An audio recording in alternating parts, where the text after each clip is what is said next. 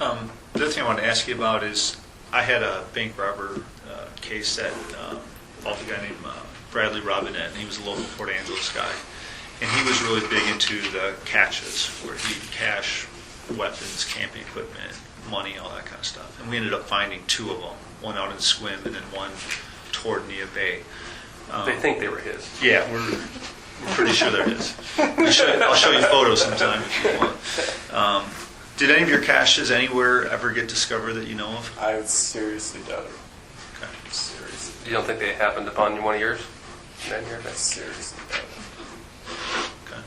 Could someone identify your caches from? I mean, this guy, Robinette's caches. I mean, he had his fake driver's license and stuff, but with his real name and stuff in there, so it was kind of easy to attribute some of them to him at least. But no, any of mine, I don't even. I was usually. I didn't even leave fingerprints. Okay. So, because I was aware of that, it's a slim possibility, but it's still happening. Yeah. And this guy had a lot of caches, and we found two, which means there's probably 18 others out there. He was prolific in caches, but I just wondered if you ever had any that you discovered later were gone. No. Most of them I never go back to. Well, I mean, other than maybe see if it's still there, but.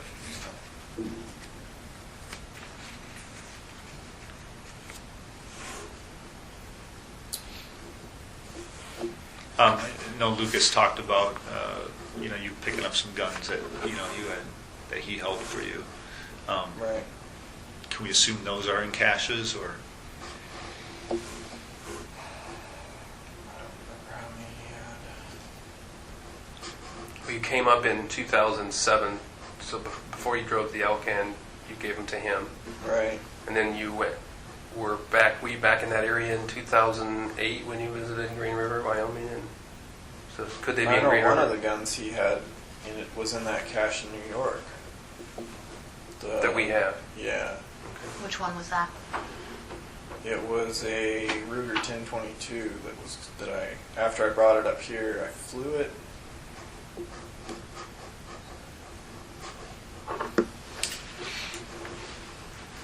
Yeah, that's why it was in. That's why I left it with him, because it was a long gun. So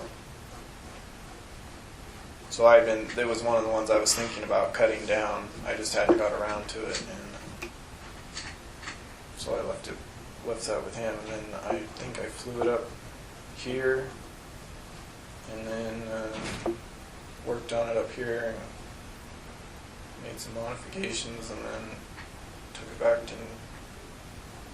Anyway, it ended up in the one in New York.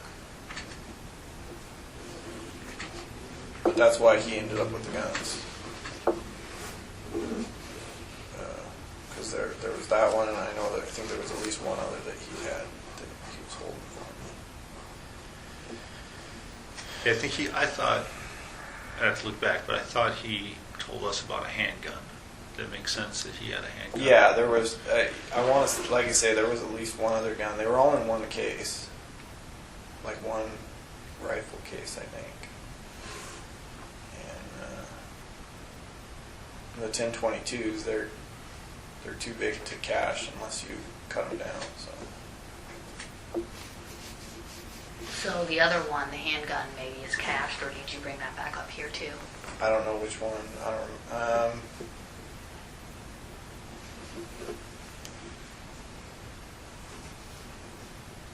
Yeah, I don't remember which one was in that case, or if there was more.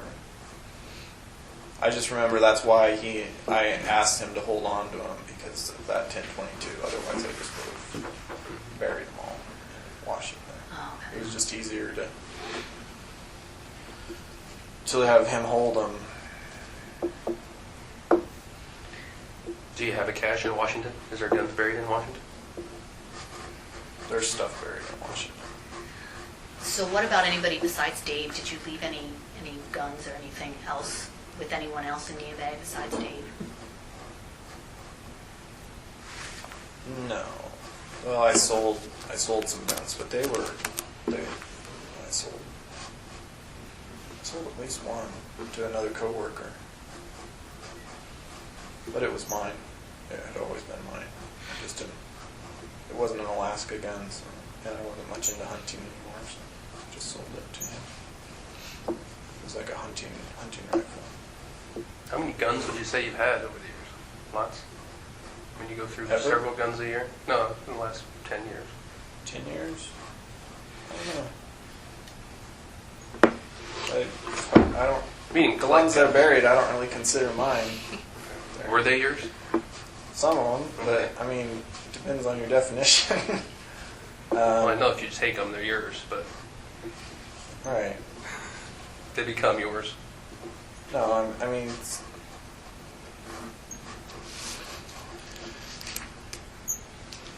the guns that get buried right away and that I don't dig up or move around or whatever, those aren't, some of those aren't mine. That's why they're buried. When you say the ones that are yours, where did you usually get them from? I always got my guns through private party sales. Sometimes there would be, I mean, you know how it is. Sometimes you take down driver's license information with somebody you don't even know, and that's it. I never registered any of them.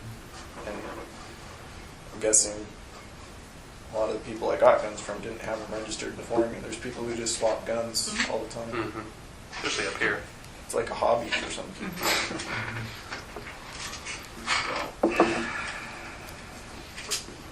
Well, at least you're getting those guns off the street. Right. So they won't. It's Kinda a lot of do what it. I do that could be considered public service. Yeah. So. So do you, I mean, at some point in time, do you think that you will be letting us know where these caches are? Would you remember where they are? Well, yeah, some of the stuff is going to be relevant. Right. So. Right. But typically, you were saying you didn't go back to these caches. No. So, Usually, there were exceptions, like the one I had in Vermont. I knew that was in a bad place and it wasn't well prepared when I buried it, so I went back to get that one. There was one it seems like there was a flood one year in Washington, and I started thinking about one, and I was like, well, that one's going to be in trouble, and I went back and it was underwater, so I had to move that. But usually I would plan it wherever I put them to where they would be pretty well protected. and mostly things were buried. I know there was one here that was above ground. It's pretty much. Wasn't really a cache though. Well, you had some. The North Fork of Eagle. Oh, Yeah. So okay, otherwise. yeah, that was disposable materials.